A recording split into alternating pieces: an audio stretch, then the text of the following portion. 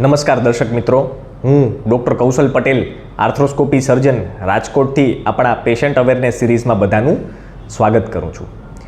આજની આપણી ચર્ચાનો વિષય શોલ્ડર આર્થરાઇટિસ.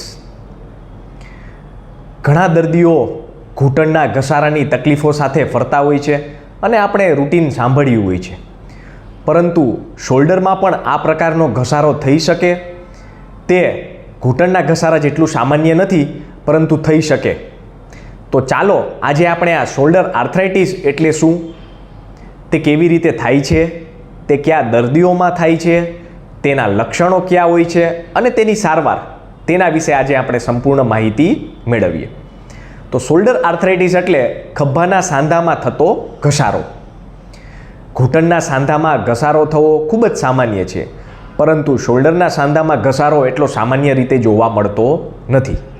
થોડું આંકડાકીય માહિતી મેળવીએ તો 100 દર્દીઓમાં ઘૂંટણના સાંધાનો ઘસારો થાય છે, પરંતુ ખભાના સાંધાનો ઘસારો 1001 દર્દીમાં એટલે કે 0.1% શોલ્ડર આર્થરાઇટિસ જોવા મળે છે. એટલે કે તે થોડું રેર કહી શકાય, પરંતુ રોજબરોજની ઓપીડીમાં ઘણા દર્દીઓ આ પ્રકારે શોલ્ડરના ઘસારાની તકલીફ સાથે આવતા હોય છે.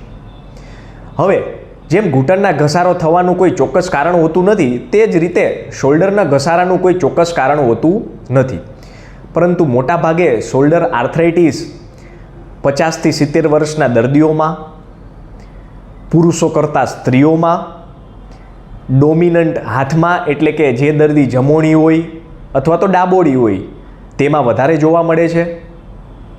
ઘણી વખત કોઈ ઈજા થયેલી હોય અથવા ફ્રેક્ચર થયેલું હોય અથવા ખભાના સ્નાયુઓ અથવા તો લિગામેન્ટ કે જે રોટેટર કફ તૂટી ગયા હોય તો ત્યારબાદ પણ ખભાના સાંધાનો ઘસારો જોવા મળતો હોય છે. હવે જ્યારે પણ દર્દીને ખભાના સાંધાનો ઘસારો થાય છે ત્યારે સૌપ્રથમ તો તેના લક્ષણોમાં ખભામાં દુખાવો થવો, ખભાનું હલનચલન ઓછું થવું.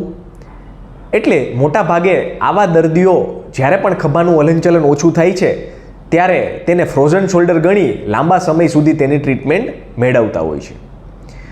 પરંતુ જ્યારે પણ આ રીતે ઓપીડીમાં દર્દી ખભામાં દુખાવાની અને ખભાનો સાંધો જકડાયેલો છે એની ફરિયાદ સાથે આવે છે ત્યારે સૌપ્રથમ અમે તેમનું ક્લિનિકલ એક્ઝામિનેશન કરીએ છીએ અને તેમને એક્સરે અથવા તો MRIની સલાહ આપીએ છીએ. જ્યારે પણ બીજા કોઈ પણ લક્ષણો વગર એટલે કે ડાયાબિટીસ, થાઇરોઇડ વગર ખભાના સાંધાનું હલનચલન ઓછું થઈ જાય છે, તેમજ જો દર્દીને કોઈ પણ ખભામાં ઈજા પણ ન થયેલી હોય તો પણ ખભાનું હલનચલન ઓછું થઈ જાય છે, તો આવા દર્દીઓમાં તેમને ફ્રોઝન શોલ્ડર તરીકે ટ્રીટ કરવાને બદલે સંપૂર્ણ એક્સરે, તેમની હિસ્ટ્રી અને જરૂર પડે તો MRI કરાવીને ચોક્કસ નિદાન કરવું જોઈએ. કારણ કે ઘણા ખરા દર્દીઓ આ પ્રકારની તકલીફ સાથે અને જો અંતે તપાસ કરવામાં અને જો પછી નિદાન કરીએ તો માલુમ પડે છે કે આ દર્દીને શોલ્ડર આર્થરાઇટિસ તો ઘણા વર્ષોથી રહેલું હોય છે, અને જો તેમની સારવારમાં મોડું કરવામાં આવે તો ઘણી વખત તકલીફ ઘણી જ વધી જતી હોય છે. તો જે પણ દર્દીઓને શોલ્ડર આર્થરાઇટિસ હોય તો તેના લક્ષણોમાં દર્દીને ખભામાં દુખાવો થવો અને ખભાનું હલનચલન ઓછું થઈ જવું, સાથે સાથે તેમને ડાયાબિટીસ, થાઇરોઇડ અને બીજી કોઈ પણ ઈજા હોતી નથી. તો જ્યારે પણ આવા દર્દી ઓપીડીમાં આવે છે તો સૌપ્રથમ અમે તેમનો એક્સરે કરાવીએ છીએ અને તેમનું ક્લિનિકલ એક્ઝામિનેશન કરીએ છીએ. હવે જ્યારે પણ એક્સરે આવે છે અને જો એક્સરેમાં શોલ્ડર આર્થરાઇટિસ હોય તો એક્સરેમાં કયા કયા ચિહ્નો જોવા મળે છે. સામાન્ય રીતે ખભામાં જે જોઈન્ટ સ્પેસ હોય છે એટલે કે ખભામાં ગોળો અને વાટકી વચ્ચે 0.5 સેન્ટીમીટરનું જે અંતર હોય છે તે જો ખભાના સાંધાનો ઘસારો થઈ ગયેલો હોય તો આ અંતર ઓછું થઈ જાય છે. ઘણી વખત લાંબા સમયથી ઘસારો હોય તો ખભાનો ગોળો ઉપર ખસે છે અને ઉપરનું હાડકું કે જે એક્રોમિયન તરીકે ઓળખાય છે તે હાડકાં અને ખભાના ગોળા વચ્ચે પણ અંતર ઓછું થઈ જાય છે.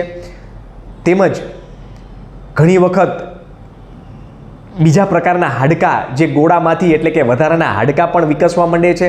તો આ બધા એક્સરેના ચિહ્નો ગણી શકાય.